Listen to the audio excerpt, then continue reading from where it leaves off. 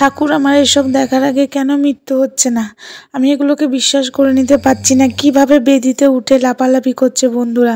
ঠাকুরই আমার চোখেই সব ফেলছে, তার মানে ঠাকুর আমাকে ইঙ্গিত দিচ্ছে তুই প্রতিবাদ কর, তুই এই অনাথ সৃষ্টি বন্ধ কর, তোর মাধ্যমেই আমি বন্ধ করতে চাই। দেখো কিভাবে, তোমরা প্লিজ দেখো, এটা নেওয়া যাচ্ছে না বন্ধুরা। আমার এত কষ্ট হচ্ছে। সবাই ঘুমিয়ে পড়েছে, বাট আমি জেগে আছি এত রাত অবধি। বারবার ঠাকুর ইঙ্গিত দিচ্ছে, সবাই ঘুমিয়ে পড়েছে, আমি না ঘুমিয়ে আমি এই ভিডিওটা দেখছিলাম। এখন রাত্রে কটা বাজে জানো বন্ধুরা? তোমরা ওর আওয়াজটা শোনো, এখন বাজছে 2:13। আর ও কি বলছে শুধু শোনো মন দিয়ে। ঠাকুর আমাকে কিছু ইঙ্গিত দিচ্ছে, আমি এই ভিডিওটাই এক্ষুনি তোমাদের সামনে দিতাম, বাট আমি যখন প্রতিবাদ করছি আমাকে ভগবান বলছে তুই সবার অনাথ সৃষ্টি প্রতিবাদ কর, অনাথ সৃষ্টি করছে, তুই চারিদিকে নজর দেয়াস। আমি দেখতে পাচ্ছি না তো কি হয়েছে, ভগবান আমার সামনে এনে দিচ্ছে বন্ধুরা, ভগবানই এনে দিচ্ছে, ভগবানের চোখ দিয়েই আমি দেখছি বন্ধুরা। প্লিজ এগুলো থামাতে হবে, এইসব ভণ্ডামকে আর বিশ্বাস করতে পারছি না। মাকে দেখো তোমরা কিভাবে, ছি ছি ছি ছি ছি, মূর্খের মতো কথা বলছে এই মহিলাটা। আমি আরতি করতে বলছি তুই কর, তুই আমার উপরে, আমি তোর উপরে।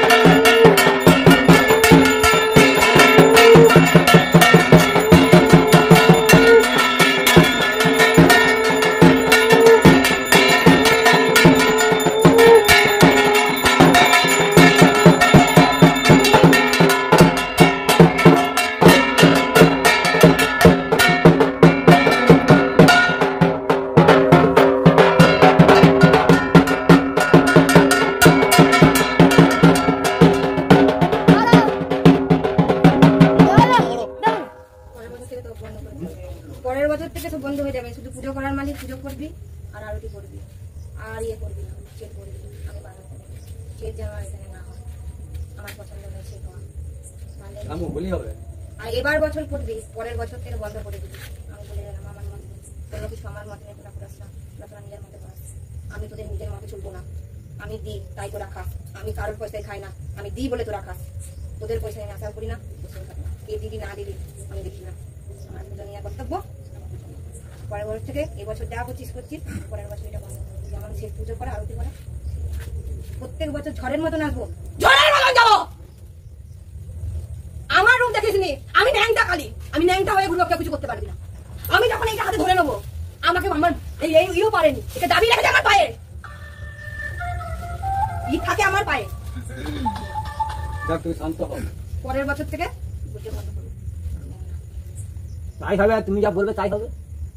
যেমন পুজো করবি পুজো করবো না করতে যখন এটা মত হলে করবো না করলে তুমি শান্ত হও, বলি হোক।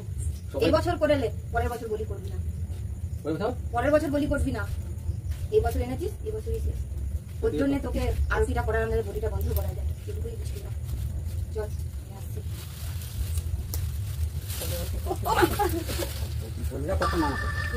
বিশ্বাস করো বন্ধুরা, আমার খুব কষ্ট হচ্ছে, আমি কাউকে প্রকাশ করতে পারছি না, সবাই ঘুমিয়ে পড়েছে। আমি না বলতে পারছি বাড়ির লোককে, তাহলে আমাকে বকা দেবে এখন। দেখো বলছে বাবা ভোলেনাথ নাকি ওর পায়ের তলায়, দেখো জানেই না বাবা ভোলেনাথ কেন কালী মায়ের পায়ের তলায় পড়েছিল। মা কালীকে শান্ত করার জন্য, পায়ের তলায় পিষে মারার জন্য নয়। বাবা ভোলেনাথকে মূর্খের মতো কথাবার্তা বলছে। প্লিজ বন্ধুরা ভিডিওটা কেউ স্কিপ করো না, কথাবার্তাগুলো শুনলেই বুঝতে পারবে ওর মধ্যে কোনো মা আসেনি, ও পুরো ভণ্ডামো করছে। ভগবান কি শুরু হয়েছে ঠাকুর নিয়ে, যা সব শুরু হয়েছে, আমাকে ঠাকুর ইঙ্গিত দিচ্ছে। এত রাত হয়ে গেছে, আমার শরীরটা খারাপ, তোমাদেরকে বললাম আমি শুয়ে পড়বো, আমি জানি না। ফোনটা শুধু একবার হাত দিলাম, এত ভিডিওগুলো ওনার সামনে চলে এলো ওনার, আমি বুঝতেই পারিনি। ওনাকে তো আমার সাবস্ক্রাইবার করা নেই, কিন্তু ওনার সব ভিডিওগুলো ভগবান আমাকে সামনে নিয়ে এলো। আমাকে ইঙ্গিত দিচ্ছে কৃষ্ণ কালী মা, আমাকে ইঙ্গিত দিচ্ছে শিবশ্যামা মা, আমাকে ইঙ্গিত দিচ্ছে তারাপীঠের মা, আমাকে সব মা ইঙ্গিত দিচ্ছে তুই প্রতিবাদ কর, তোকে অনেক কথা শুনতে হবে, তুই আমার জন্য লড়াই করছিস, তাও তুই কথা শুনেও তুই প্রতিবাদ কর, পিছু পা হাঁটিস না।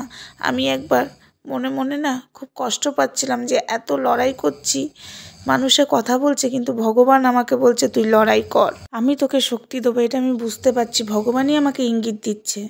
যেহেতু আমি মনে মনে ঠাকুরকে বলছিলাম, ঠাকুর তোমার জন্য লড়াই করছি, এত কথা শুনতে হচ্ছে, তাই ঠাকুর আমাকে ইঙ্গিত দিচ্ছে তুই লড়াই কর।